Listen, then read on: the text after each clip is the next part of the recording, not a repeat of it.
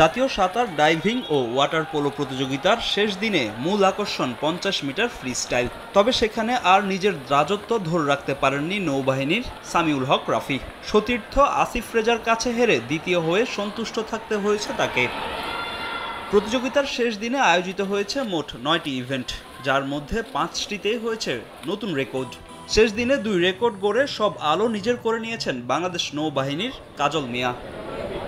তবে পুরো ইভেন্টে আলো ছড়িয়েছেন রাফি, গড়েছেন 6টি নতুন রেকর্ড। 6 স্বর্ণ ও 1 রৌপ্য নিয়ে নির্বাচিত হয়েছেন এবারের আসরের সেরা সাঁতারু হিসেবে। এমন সফলতা আন্তর্জাতিক অঙ্গনেও ধরে রাখতে চান রাফি। নিজেকে প্রস্তুত করছেন আসন্ন এসএ গেমসের জন্য।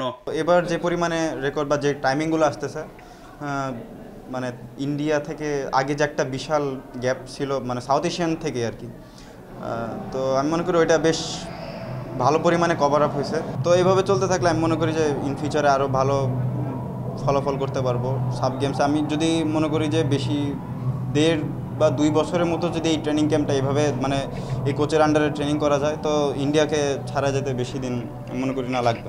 এদিকে প্রতিভা অন্বেষণ করে দেশের বিভিন্ন প্রান্ত থেকে সেরা সাঁতারু তুলে আনতে চান বাংলাদেশ সুইমিং ফেডারেশনের সভাপতি ও নৌবাহিনীর প্রধান অ্যাডমিরাল এম নাজমুল হাসান।